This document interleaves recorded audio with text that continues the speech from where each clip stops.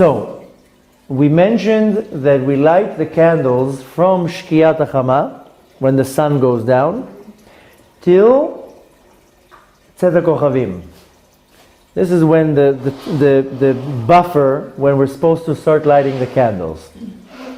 It says in the Talmud, in the Gemara, that the time to light the candles from Shkiyat HaChama, when the sun goes down, Ad asher tichle regel min hashuk, till the last leg is going to be in the market, which is a very interesting way of expressing a time of the day. I would understand you express the time of the day saying sunrise, sunset, dawn, when the stars go out. But saying the time of the day till the last leg would leave the market, it's a very interesting way of announcing a time of the day. So the Arizal says in the book called Sha'ar HaKavanot, in the place where it's called Sod Ner Chanukah, in the secret of the candle of Chanukah, he asks the question, what is really the action that happens when I light the candle? Because anything that I do must be an action to it. Now, why particular the action of lighting the candle has to be done when the sun goes down?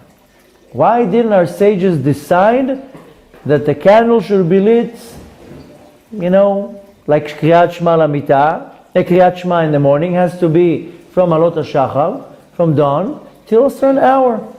How come the sages say, okay, candle lighting will be from when the sun goes down till when the stars come out, which the Gemara is calling it Ad asher tichle regel min hashuk, till the last leg would leave the market.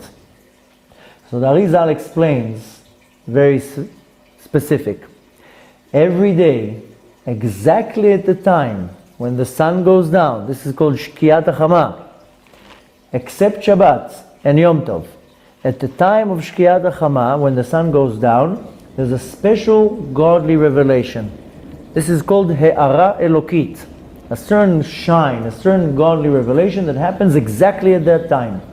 This godly revelation is called Shechina.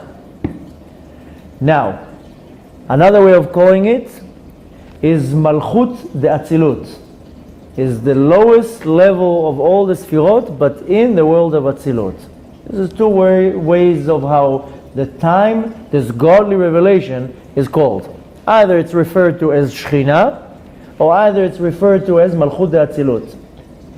This godly revelation is at the time of Shkiyat HaChama. That's why in many things that we go by, we mention the time when the sun goes down. Whether it's Mincha, praying Mincha, whether it's now we're talking about lighting candles, maybe whether it's lighting candles on Shabbat, and many other things. Now, at that time that the sun goes down, this godly revelation, this Shechina comes down to the world, but it comes to the world that is called Olam HaPerud, the world of separation. And this is this world. Because in the world above, it's called the worlds of unity, Olamot Yichud. This world is called the world of separation. Everything is separated. The easiest way to understand it is right now we're sitting here and we're all separated. I'm here and I'm in my body, you are over there, you are in your body, and we're all separated from each other. Each one of us has their own apartment, we all have our own clothes, we're all separated from each other. This is a very basic way to explain it, how this world is about separation. There's nothing here, even if we share a house, you have your room, I have my room. Even if we share clothes, then today you're wearing that coat and tomorrow I'll be wearing this coat. So even if we're sharing things, we're still separated. So this world is called Olam HaPerud, the world of separation. When the Shechina comes down to the world at that time, that's what's causing the separation. Now, this is a concept that is a little bit harder to understand, but Hashem wanted it to be a separation. He wanted the world to be separated into many different components and many different places, many different people, many different souls, and many different types. What causes this separation is this godly revelation that is referred to as Shekhinah or Malchut Atzilut, and that godly revelation comes down at the time of Shkia. Now, in Hanukkah, we have 8 days that we're lighting the candles. We're lighting these candles for 8 days, because the candles, they were burning, the oil from the can lasted 8 days. I mentioned before that during Hanukkah, maybe we'll start already on Thursday, we will start going one part after the other in Hanukkah. Why we're doing it? There are very interesting mystical reasons for why we're doing 8. Because there's one opinion that the oil actually lasted for 7 days and not for 8 days. So our sages added the 8th day. We're going to talk about that. But, like I said, there's an opinion that says it didn't last for 8 days. It lasted for 7 days. But there's a reason why we light 8 days. But since we're lighting the 8 days, we know that there are 8 days that this godly revelation is empowered. It's shining in what's called He'ara Yetera, more revealed. It's more dominating. It's more powerful. The light that it comes down with the Shekhinah, and all in these 8 days, we mentioned it in the other classes, comes from the light that is called Or HaGanuz. Or HaGanuz is this concealed light that was shining for the first 36 hours when the world was created. In the beginning, when Hashem created the world, He says the famous verse, Vayehi Or, and they should be light. And Hashem saw that the light is beautiful. Vayar Hashem Kitov. Hashem saw that it's light, that the light is beautiful. And then Hashem took this light, He concealed it, and He hid it for the future, for the tzaddikim at the time when Mashiach comes. This light was shining for 36 hours. That's one of the many reasons why we light 36 candles. This is where we learn that we have the 36 hidden tzaddikim in every generation. But this Or HaGanuz, Adam HaRishon was actually using it to see everything in the world in the first few hours that he was operating. So we know Adam HaRishon was created on the 6th day, but it was created very close to Shabbat. And in the few hours that Adam HaRishon, after he was created, till the sin, he used that Or HaGanuz. Because the Or HaGanuz was shining for 36 hours, and then Vayar Hashem Kitov, and Hashem took away the light and removed it. This is not the light that is lighting the world. The light that is lighting the world is coming from the sun, that was created on the 4th day. But the teachings of Kabbalah says that Adam HaRishon used this Or HaGanuz in order to see the world in his eyes. This Or HaGanuz, this concealed light, actually has a little shine in Erev Shabbat. Erev Shabbat, right before Shabbat comes in, there's this revelation of this Or HaGanuz. There are a few special times during the year that there's an auspicious time it shines. We don't see it, of course, but it's coming more in a dominant way to the world. It's more powerful. In the 8 days of Hanukkah, at the time that we light the candles, between Shkia, sunset, and Tzet HaKochavim, that's when this light comes down to the world and is shining in a very powerful way. Of course, we don't see it with our eyes, but that's what happens. This light shines in the world for half an hour. And again, if we would have special glasses to put it on, we would see it. But this half an hour that this light is shining is between Shkia, sundown, sunset, till Tzet HaKochavim. This is the time when this light is coming in. That's the time that you want to tap into it. That's the time when we start lighting the candles. And this is the time that you can actually tap into the Or HaGanuz. I'm going to get to your question in a second. Excuse me? We light in Shkia. We don't light at sunset, we light much before. Shabbos candles or Chanukah candles? I'm not talking about Shabbat candles, I'm talking about Chanukah candles. This light between Shkia and Tzedakah Chagim is only for Hanukkah? Yeah. So I'm talking about Chanukah now, not Shabbat. I just mentioned as a side note that a glimpse, what's called He'ara, from Or HaGanuz is revealed before Shabbat. But it has, what I'm talking about right now is only Chanukah. I'm not talking about Shabbat. Chanukah, the Or HaGanuz, this godly revelation, is shining and revealed for half an hour from Shkia till Tzet HaKochavim. Only Chanukah. I'm not talking about Shabbat. Now, we mentioned in the Gemara that it's talking about that the time to light candles from Shkiat HaChama ad asher tichle regel min hashuk till the last leg is going to leave this, leave the market, the shuk, which is a very weird way to explain it. But the Arizal explains why is that like that. Now we know that the pitcher of oil, the pach shemen, we talked about it on Friday. But Bezrat Hashem, this coming Thursday, we will have a short class revealing the history of this pitcher of Shemen, why it's so important, where did it come from. Because the Gemara says how this Shemen came was passed in generation. David HaMelech had this pitcher of oil, but there's a much more interesting story about this pitcher of oil. This pitcher of oil already was in the hands of Yaakov Avinu. We'll talk about that. We talked about it on Friday. I see some of you nodding, remembering what I said. But we'll talk about it on Thursday, Bezrat Hashem. But it says that this pitcher of oil, Pach HaShemen, was used to light the candles for 8 days. This pitcher it belonged to Yaakov Avinu. And we read in the parasha now that Yaakov had to go back after they went through the what's called Ma'avar Yavok. They crossed the river. Yaakov Avinu came with thousands of animals, 4 wives, 11 kids, thousands and thousands of cattle and animals, hundreds of servants. Everybody crossed the river, and then suddenly the tzaddik remembers that he forgot a little pitcher of pach, of copper, of tin, and he goes back. And then he meets Esav's angel, and they start fighting, and they fight how it's called Ad Alot HaShachar. We're going to have a beautiful shiur on Thursday, don't miss it, just talking about that. What's the concept? But it says that they were fighting, and the dust of their feet, avak raglehem, the dust was going up like 2 wrestlers that are fighting in the sand. It says that the dust of the feet went all the way up to Shamayim.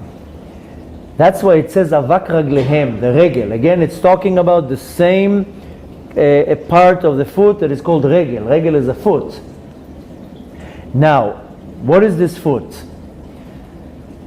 The Arizal explains that this godly revelation that comes at the 30 minutes that the light is shining, if you remembered, we talked about, I think it was a week ago, about the concept of Chanukah, that who was the oppressor at the time was the Malchut Yavan.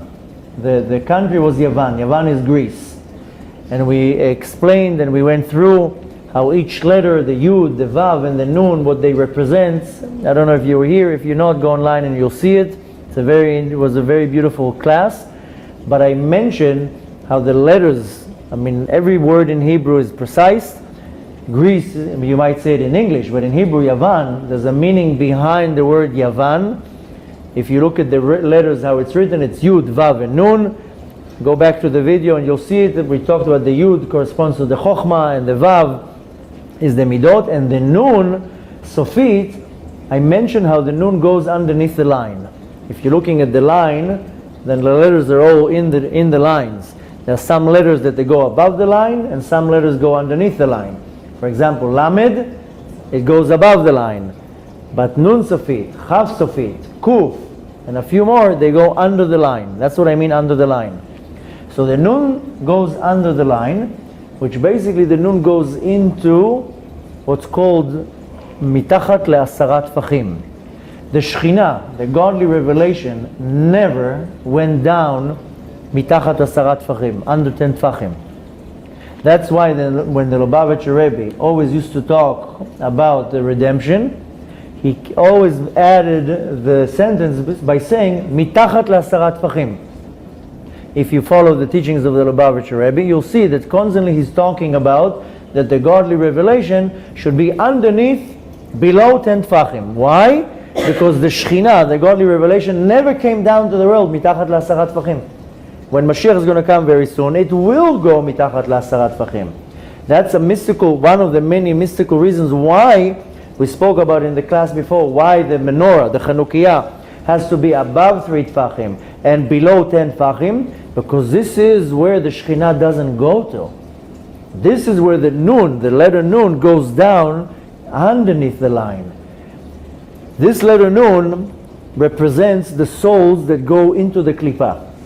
Now I and many others, including most people in the world, we do all sorts of things that are not so wanted or according to the Torah. I lie, I cheat. I'm not talking about severe things of people, whether they desecrate Shabbat, forbidden relations, food that is completely contaminated and impure. We all the time do all sorts of things that are not according to the Torah. And some of the things are very, very severe.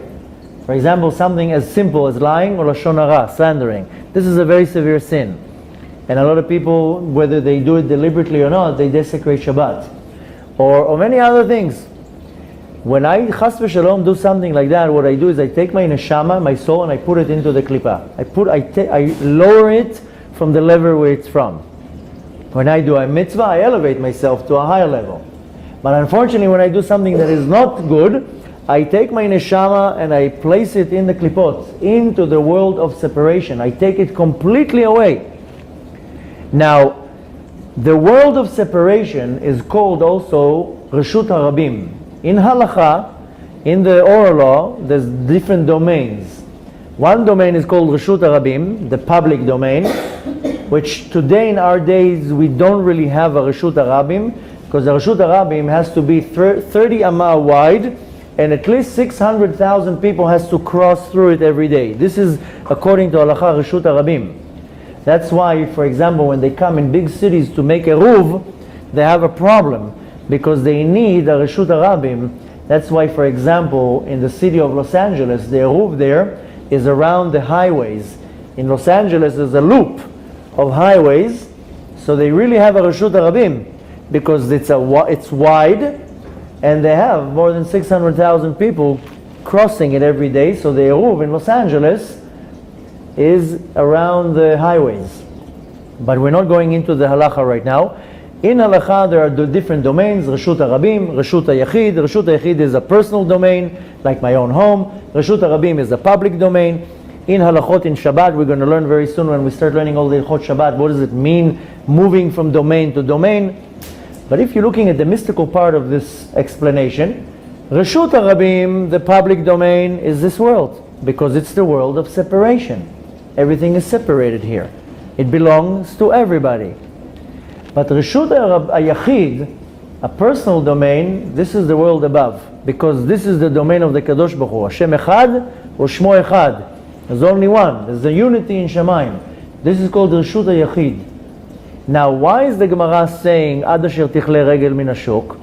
First of all, when it's talking about the regel, it's talking about the souls that are so low, they're in the level of a kev, of the heel, that it's touching the ground. Regel also, if you look at a nun, it looks like a very long leg. When the Gemara is talking about a regel, it's referring to the souls that go all the way down into the klippah.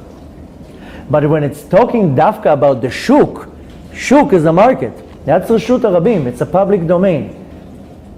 In order for me to remove the soul out of the klippah, I have to elevate it to a higher level. I have to elevate it to the Reshut HaYachid, to the domain of the Kadosh Baruch Hu. That's why it's referring to a market, taking the leg out of the market, out of the Reshut HaRabim. And where does the leg will go? Where will the person go? To its home, to Reshut HaYachid. So the metaphor behind it, the explanation behind it, is that I do something that is not good. I do a certain sin. I take my neshama now and I put it into the klippah. I'm not talking about people now that all day long what they do is they take their neshama and put it in the klippah by doing all these horrible, terrible sins. But I want to take the neshama out of the klipa. Even my neshama is stuck in the klipa. I can have a very long beard and a very black suit, but if I lie, or if I cheat, or if I do any other thing that is severe, I take my neshama and I put it into the klipa. It's very, very simple. That's why I have to do everyday tshuva. That's why I pray and I do kriyat shema lamita and everything that I do. But sometimes the neshama is stuck very hard in the klipa. Almost each and every one of us has something that we're really, really stuck in. It doesn't matter how religious you are. You might be doing 90% good, 10% you're still failing in something that is pretty severe. And I'm not saying in chas v'shalom to insult anyone or to put anybody in a wrong place. We all have it. That I'm fighting a certain klipa and I cannot break this klipa. So one person will be with lying, another person will be with slander, another person will be looking at the wrong place. Each one has something that he's really stuck in this klipa. And we all have that, because if you don't have that, then you're a tzaddik or a tzaddikat. At the 30 minutes of the candles, when they're lighting, this or ganuz, this light is shining. This is the time when I can actually tap into this godly revelation of the Shekhinah that comes down to the world and have the ability to pull the soul out of the klipa. My own soul and any other soul. I have now the ability to now fix and to refine the damage that I do in all these severe sins. A lot of people come and tell me, listen, I desecrated Shabbat, I had forbidden relations, I drove on Yom Kippur, all these things. How do I do a tikkun for that? Of course. So this is the 30 minutes where the ultimate tikkun can happen while I'm lighting the candles in the right time. It has to be in the right time and in the right space. That's why we mentioned in the class before, you can light the candles above 10 tfachim. You can go all the way up to 20 amot, which is about 7 meters. And it can be in between. But the right way to do it is about 3 tfachim. 3 tfachim, it's because when you go all the way down to the world of separation, which is controlled by the klipot, then we know that we have 3 klipot. 3 main klipot, 3 klipot atmeot. So this goes to the 3 first tfachim, that you don't want to go all the way down. You don't want to bring the slide all the way down, because the slide can be captured by the klipa. So you don't want to put the chanukiah on the floor, because the floor represents the bottom of the bottom of the bottom, and I don't want to give the klipa even the power of the light. So it has to be above 3 tfachim. But I want to stay between the 3 tfachim and the 10 tfachim. Tefach is 8 centimeters. Why? Because the Shekhinah does not go down beneath 10 tfachim. But on Chanukah, when I'm lighting the candles, in this half an hour, the Or Ganuz takes, the Shekhinah goes down underneath mitachat 10 tfachim. That's why the miracle was so great. That's why they made a holiday out of this miracle. That's why after Mashiach comes, we're still going to celebrate Chanukah. All the holidays are going to be cancelled.